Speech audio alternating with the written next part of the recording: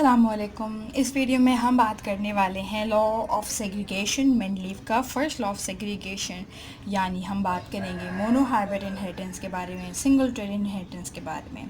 मगर उससे पहले please subscribe the channel, hit the bell icon अगर अभी तक सब्सक्राइब नहीं किया तो please, and share the video to share the knowledge. Now coming to the point that is law of segregation. क्या है लॉ ऑफ सेग्रीगेशन? ये बताता है क्रोमोसोम्स को कि आपने एक करेक्टर के लिए फ़ाइट कैसे करना है, आपने कैसे अपना करेक्टर, अपना हक लेना है। एक्चुअली आपको पिक्चर नज़र आ रही होगी यहाँ पे, ये क्रोमोसोम की पिक्चर है और ये जो रेड स्पॉट्स हैं इसमें आपके पास ये वाला जो पार्ट है और ये वाला जो पार्ट है, these are actually the part on the chromosomes जहाँ पे आपके पास करेक्टर, दो कॉन्ट्रास्टिंग करेक्टर्स प्रेजेंट हैं। जब आपके पास मियोसिस में साइनेप्स होगा तो वो दोनों ये क्रोमोसोम आपका क्रोमेटिन में कन्वर्ट हो जाएगा, और जब ये दो क्रोमेटिन्स बन जाएंगे तो हर एक क्रोमेटिन में, ये आपको दिख रहा होगा, मैं इसको वापस ब्लैक करने वाली हूँ, ये वाला पार्ट आपका एक करेक्टर है और यही वाला पार्ट आपका दूसरा करेक्टर है। ऑफ कोर्स ये जो करेक्टर्स हैं और ये जो करेक्टराइजेशन है ये सिर्फ और सिर्फ कंट्रास्टिंग करेक्टर्स के लिए होगी। तो अगर बेसिक डेफिनेशन या स्टेटमेंट की तरफ चलें लॉ ऑफ सेग्रीगेशन की, तो it tell us about that each gamete contain only one allele. आपने देखा दो करेक्टर्स थे लेकिन एक गेमेट ने कोई एक ही करेक्टर कैरी किया इन अ पर्टिकुलर करेक्टर स्क्रीम और कॉन्ट्रास्टिंग करेक्टर्स। ये असल में प्योरिटी बताता है। लॉ ऑफ सेग्रीगेशन को आप law of purity of gametes भी कह सकते हैं, क्योंकि ये आपको प्योरिटी के बारे में बताता है और आपके जो फीचर्स हैं उनको सेफ़ एंड सिक्योर रखता है। अगर हम चलें बात करते हुए गैमेट्स के बारे में, तो of course yes male and female gametes हैं आपके पास, उन दोनों में कोई एक फैक्टर कैरी कर रहे होंगे, वो दोनों या तो टॉल या तो ड्रॉफ। इन दोनों करेक्टर्स में से कोई एक करेक्टर हर ऑर्गेनिज्म में कैरी कर रहे होते हैं हम। आफ्टर फर्टिलाइजेशन जब आपके पास मियोसिस होगी, ये आपके क्रोमोसोम्स जो हैं क्रोमेटिन में कन्वर्ट होंगे, तो उसके बाद डिसाइड होगा कि आपका डीएनए क्या बनना है, आपका जीनोटाइप क्या होगा और आपका फिनोटाइप क्या होगा, यानी आपके जीन की जो अरेंजमेंट्स हैं वो कैसी होंगी और जो आपकी फिजिकल अपीयरेंस है वो कैसी होगी। ये बेसिक टर्मिनोलॉजी हम पिछली वीडियो में डिस्कस कर चुके हैं। मैं डिस्क्रिप्शन बॉक्स में आपको इसका लिंक शेयर कर दूंगी, प्लीज़ उससे भी गो थ्रू कर लीजिएगा ताकि आपके कॉन्सेप्ट अच्छे से क्लियर हो जाएं। आगे अगर चलें तो हम बात करने वाले हैं मोनोहाइब्रिड इनहेरिटेंस के बारे में। मोनोहाइब्रिड का मतलब हुआ, मोनो वर्ड आपको बता रहा है समथिंग विच इज़ वन। हम किसी एक करेक्टर के बारे में अभी स्टडी करने वाले हैं। वो एक करेक्टर क्या हो सकता है? वो टॉल हो सकता है, ड्रॉफ हो सकता है, कलर हो सकता है, हाइट हो सकती है और ब्रिथ हो सकती है, कोई भी करेक्टर हो सकता है। हमने यहाँ पर टॉल और ड्रॉफ की डिस्कशंस की हैं।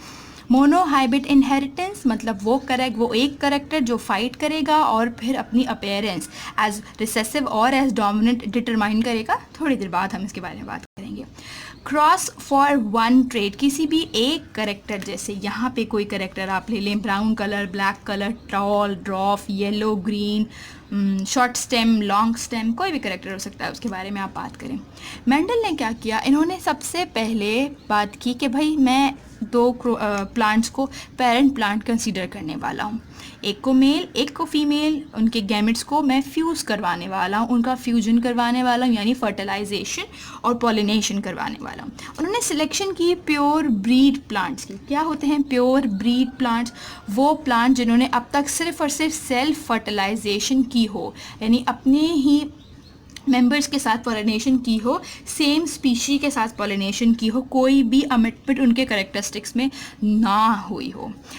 हमने गैमेट्स की बात कर ली, प्योर ब्रीड प्लांट्स की बात कर ली। अब हम बात करते हैं करेक्टर्स कैसे थे उन प्योर ब्रीडिंग प्लांट्स के। पहला करेक्टर था टॉल, आपको यहाँ दिख रहा होगा कैपिटल टी। अभी जो कैपिटल टी है ये आपके डोमिनेंट करेक्टर को बता रहा है। डोमिनेंट जो पावरफुल है, जो दूसरे करेक्टर से हैवियर है, यानी वो उस पर बाजी ले जाएगा, डोमिनेंट करेक्टर। और अगर आप यहाँ पे देखें तो ये स्मॉल टी एक रिसेसिव करेक्टर है। हमें कैसे पता चलता है डोमिनेंट करेक्टर और रिसेसिव करेक्टर कौन सा होगा? ये हम अभी इस स्टार के बाद इसकी बात करेंगे। टॉल और ड्रॉफ दोनों तरफ होमोजाइगस करेक्टरिस्टिक्स हैं। जब इनके सीड्स की फर्टिलाइजेशन कराई गई, पॉलिनेशन के बाद मेंडल ने देखा कि सारे के सारे ऑफस्प्रिंग्स जो हैं वो टॉल हैं। अब मैंने यहाँ वर्ड लिखा है प्रोजेनी। प्रोडक्शन ऑफ ऑफस्प्रिंग्स यानी प्लांट की जो प्रोडक्शन है आप उसको कहते हैं progeny. Actually not plant, animals की भी प्रोजेनी का मतलब होता है रेट ऑफ प्रोडक्शन, कितने ऑफस्प्रिंग्स प्रोड्यूस हो रहे हैं, ठीक है। आज जब उन्होंने क्रॉस करवाया तो आपके पास पहली जनरेशन आ गई, first filial generation. First filial, it is FILIAL, first filial generation आ गई आपके पास, जो 2 प्योर ऑर्गेनिजम्स के पॉलिनेशन से आपको मिली थी, ठीक। अब ये प्रूफ कैसे हुआ कि सारे टॉल हैं, इसको प्रूफ करने के लिए हमने ये इस साइड वाला टेबल ड्रॉ किया। नज़र आ रहा है आपको कि हमने यहाँ पे गैमेट्स रखे और दूसरे साइड यहाँ पे भी हमने गैमेट्स को एडजस्ट करा, यानी हमने सिर्फ लिखना है। ये वाला तरीका आसान लगता है मुझे, बॉक्स बना के कोई कन्फ्यूजन और गंदगी नहीं होती इससे। गैमेट्स लिखे आपने, 2 गैमेट्स यहाँ पे टॉल के, दिख रहा होगा आपके मेरे दोनों पेन की पॉइंटिंग, टॉल कैपिटल T, मैंने ऊपर लिख दिए 2 कैपिटल T, 2 बॉक्स बना के, और स्मॉल t 2 है यहाँ पर अब मेरे पास, so you can see there are 2 small t's. अब हम आते हैं, कोई भी एक पिक कर लीजिए, मैंने स्मॉल t ये वाला पिक कर लिया। ये कैपिटल T जब इस स्मॉल t के साथ कॉम्बिनेशन करेगा तो स्मॉल t कैपिटल T दोनों आएंगे। डोमिनेंट कैपिटल T नज़र आ रहा है हमें, तो फिज़िकल जो अपीयरेंस होगी इस ट्रेड की वो होगी टॉल, लेकिन जेनेटिक्स में इसके पास शॉर्ट स्मॉल t भी है। हम इस वाले t की तरफ आ जाते हैं। जब ये कैपिटल T और ये स्मॉल t कॉम्बिनेशन करेंगे तो बिल्कुल सेम ऐसा ही होगा। फिज़िकली तो जो प्लांट है वो टॉल है, लेकिन उसके करेक्टरिस्टिक्स में आइंदा आने वाली जनरेशन्स में ड्रॉफिज्म कंट्रीब्यूट ये कर सकता है। हमने अपना T चेंज कर लिया। अब हम बात कर रहे हैं इस कैपिटल T और इस स्मॉल t की। जब ये यहाँ पे अपना कॉम्बिनेशन बनाएंगे तो आप देख रहे हो वही सेम कहानी बार बार चलती जा रही है। डोमिनेंट करेक्टर्स हमारे पास टॉल आ गए। अब जो भी करेक्टर F1 जनरेशन में अपेयर होगा, जो भी करेक्टर F1 जनरेशन में प्रोमिनेंटली अपेयर होगा, आप देख सकते हो टॉल और टॉल प्रोमिनेंटली अपेयर है, आप उसको रिकॉग्नाइज कर देंगे कि ये है इस ऑर्गेनिज्म का या इस ट्रेट का डोमिनेंट करेक्टर। ये डोमिनेंट है, पावर इसमें ऐसी है कि ये दूसरों से बाजी ले जाता है। ये जो जनरेशन हमने प्रोड्यूस की, ये जो सारा हमने यहाँ पे काम किया, ये आपकी F1 हाइब्रिड जनरेशन थी। F1 हाइब्रिड मतलब जब आप 2 ऑर्गेनिज्म या 2 डिफरेंट टाइप ऑफ ऑर्गेनिजम्स को दिख रहा है, ये टॉल होमोजाइगस और ये ड्वार्फ होमोजाइगस, तो डिफरेंट टाइप ऑफ ऑर्गेनिजम्स को जब आप क्रॉस कराते हैं तो ये आपका हाइब्रिड हुआ। ऑफकोर्स उसमें जो ऑल टॉल वाली हम बात कर रहे हैं वो आपका जो सबका जो जीनोटाइप है, जो सबके जीन्स का मेकअप है, वो कैपिटल T स्मॉल t है। अब क्या किया मेंडल ने यही वाला F1 जनरेशन को यूज़ किया, इनके सीड्स लिए और उनको प्लांट कर दिया। जब उनकी प्लांटिंग करी तो उन सीड्स की पॉलिनेशन हुई। जब पॉलिनेशन हुई तो हमने अब उसकी सेकेंड जनरेशन के बारे में बात करनी है। ऑफ कोर्स जो हमारे गैमेट्स हैं वो ये रहे, ये कैपिटल T स्मॉल t कहाँ से आया, बिल्कुल यहाँ से और यहाँ से आया। कोई भी 2 हमने ले लिए, हम जनरेशन 2 की बात कर रहे हैं। अब मैंने बॉक्स बनाए, मोनो हाइब्रिड क्रॉस है ये, तो फिर मैंने दो रॉज बनाने की और 2 ग्रुप्स बनाने की डिस्कशन की, ठीक। अच्छा, कैपिटल T और कैपिटल T, क्योंकि यहाँ जो ट्रेड है कैपिटल T स्मॉल t, मैंने यहाँ एडजस्ट किया कैपिटल T स्मॉल t। यहाँ जो ट्रेड है कैपिटल T स्मॉल t, वो मैंने यहाँ एडजस्ट किया कैपिटल T स्मॉल t। हम फिर से इसकी क्रॉसिंग करवाने लग गए। मैंने ये वाला T सिलेक्ट कर लिया, पहले मैं इसकी क्रॉसिंग इस T के साथ करवाऊंगी और फिर उसके बाद इस T के साथ करवाऊंगी।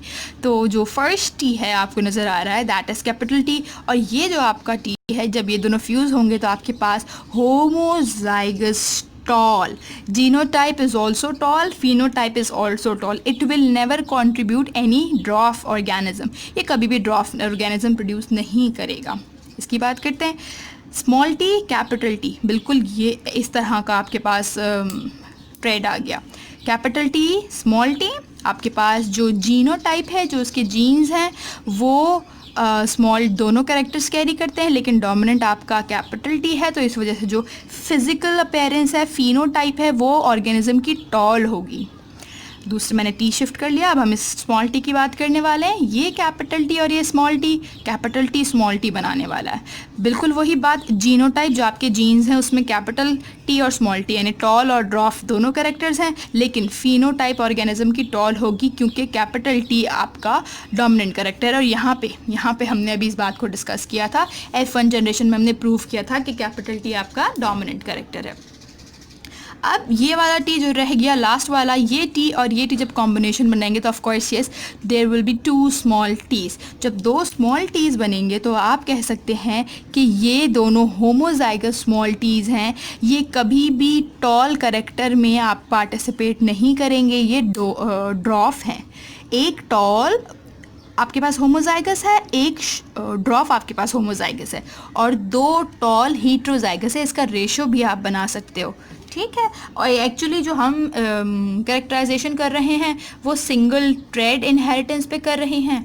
तो जो आपका ट्रेंड है वो tall tall tall 3:1 because 1 time dwarf and 3 time tall है। तो जो आपका रेशो बना वो बहुत अच्छा सा क्लियर होता हुआ 3:1 आपका बन गया।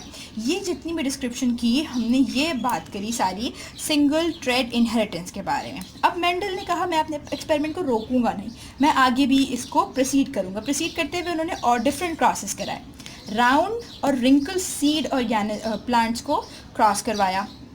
उसमें जो डोमिनेंट कैरेक्टर था वो आपका राउंड निकला, कैपिटल R, और इसके लिए हमने स्मॉल r डिसाइड कर लिया। फिर जब आपने उन्होंने जब येलो और ग्रीन सीड्स की क्रॉसिंग करवाई तो आपका येलो जो था वो कैपिटल डोमिनेंट कैरेक्टर निकला और ग्रीन आपका recessive. You can C green है लेकिन फिर भी मैं स्मॉल वाइट से इसको रो कर रही हूँ क्योंकि एक रिसेसिव कैरेक्टर है येलो के लिए। पर्पल और वाइट को जब सीड्स को जब उन्होंने पॉलिनेट करवाया तो of course yes purple capital P, purple आपका डोमिनेंट कैरेक्टर बना, और जो स्मॉल p है, oops my pen is not working, जो आपका स्मॉल p है वो आपका वाइट सीड रिसेसिव कैरेक्टर के लिए शो हुआ। जब उन्होंने ग्रीन सीड्स और येलो सीड्स की क्रॉसिंग करवाई तो बिल्कुल हमारे पास जो येलो है, मैंने दोबारा लिख दिया है सॉरी, हमारे पास जो येलो है वो हमारा डोमिनेंट कैरेक्टर है और जो हमारा ग्रीन है वो हमारा रिसेसिव कैरेक्टर निकला। एक्सियल और टर्मिनल की बात करते हैं। ये ज़रा सी टर्म अलग है, ज़्यादा इसमें डिफरेंस है नहीं। I am drawing it here. Axial और जो टर्मिनल आपके प्लांट्स होते हैं उनमें फ्लावरिंग का डिफरेंस होता है। लाइक ये आपकी एक स्टेम है, जो एक्सियल होंगे उसमें आपके पास फ्लावरिंग इस तरह होगी, इस टाइप, और जो आपके टर्मिनल होंगे ऑफ कोर्स उनमें जो फ्लावरिंग होगी वो टर्मिनल पे होगी, यहाँ पे होगी उनकी फ्लावरिंग, यहाँ पे होगी। तो ये टर्मिनल टाइप ऑफ प्लांट्स हैं और ये एक्सियल टाइप ऑफ प्लांट्स हैं। जब इन्होंने इसका ऑफ कोर्स स्ट्रेट बनवाया तो आपके पास जो करेक्टर डोमिनेंट था वो एक्सियल आपका डोमिनेंट था। आप कोई भी इनके लिए लेटर्स यूज़ कर सकते हैं, ए कैपिटल एंड स्मॉल ए मैंने कह दिया। लॉन्ग और शॉर्ट स्टेम जब आपने रिकॉग्नाइज कराया तो ऑफ कोर्स यस आपका लॉन्ग जो था वो आपका डोमिनेंट कैरेक्टर निकला और शॉर्ट आपका रिसेसिव कैरेक्टर निकला। This is all about law of segregation, law of single trade inheritance and monotrade inheritance, monotrade ratios. Hope आपको ये वीडियो पसंद आई होगी। आपका हर कमेंट बहुत अप्रिशिएटेबल है। कोई एडवाइस, कोई complain, please just right in the comment in the comment box. Tell me pretty lies, look me in the face, tell me that you love me.